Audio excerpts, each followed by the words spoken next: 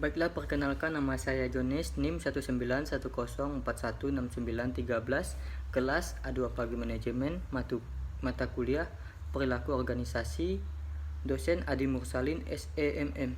Baiklah, di sini saya akan membacakan ringkasan saya pada bab 9.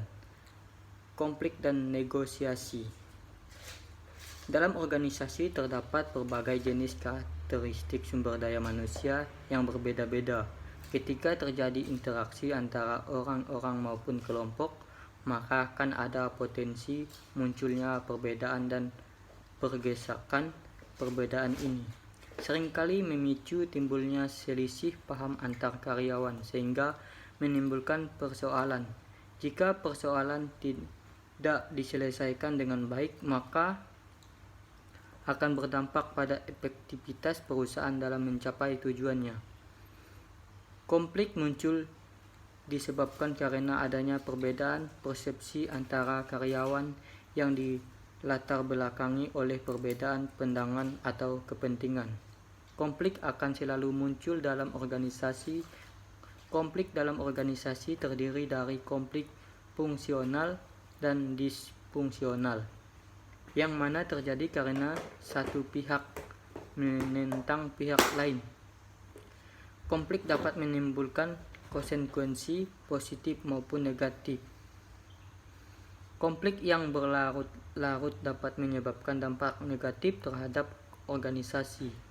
Oleh karena itu, konflik yang muncul dalam organisasi hendaknya mendapatkan perhatian agar tidak mengganggu produktivitas perusahaan. Salah satu cara yang digunakan untuk menghadapi konflik adalah dengan melakukan manajemen konflik. Beberapa ahli berpendapat bahwa manajemen konflik sangat berguna untuk perbaikan yang berkelanjutan.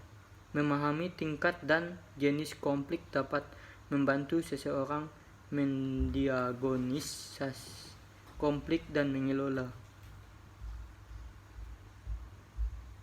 Konflik berasal dari kata Latin yaitu configere,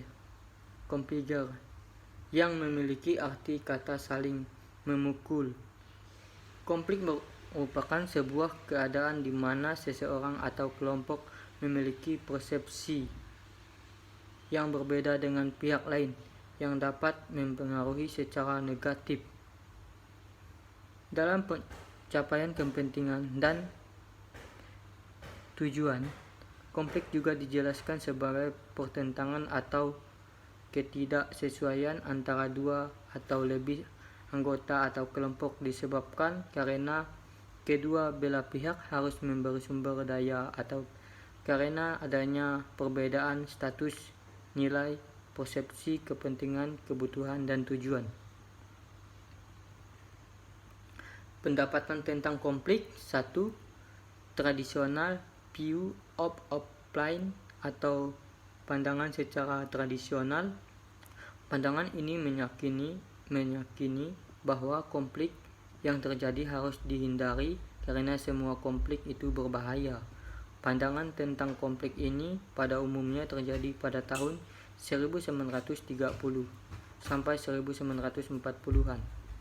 Konflik akan mengakibatkan kerugian dan dipandang sebagai suatu yang berdampak negatif, buruk, dan berbahaya.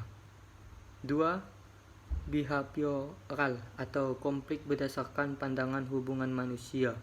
Pandangan ini berpendapat bahwa konflik dianggap sebagai kejadian yang alami, wajar, yang tidak dapat dihindarkan kelompok maupun organisasi. 3. Interaksionis view of offline atau pandangan interaksionis. Pandangan ini berpendapat bahwa konflik tidak hanya sebagai kekuatan positif, tetapi sangat diperlukan dalam meningkatkan kinerja. Konflik fungsional dan disfungsional. Konflik secara langsung maupun tidak langsung memberikan dampak dan organisasi. Konflik berbagi atau dua berdasarkan manfaatnya, yaitu konflik fungsional dan disfungsional. Konflik yang bersifat fungsional mengakibatkan hal positif dan bermanfaat.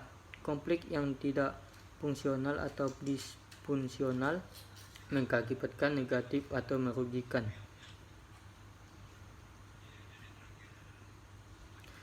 Proses konflik.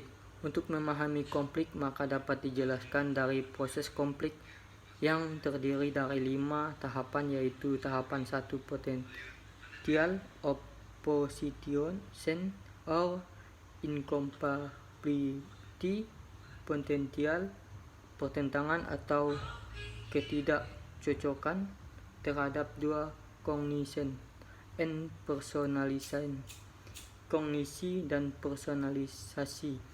Tahapan 3 indecision, maksud. Tahapan 4 behavior, perilaku. Dan tahapan 5 outcome, hasil. 1. Potential opposition or incompatibility, potential tentang atau ketidakcocokan.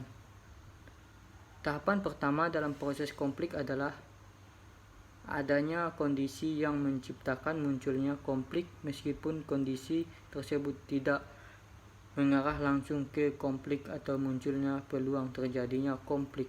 Sekian dari saya, terima kasih.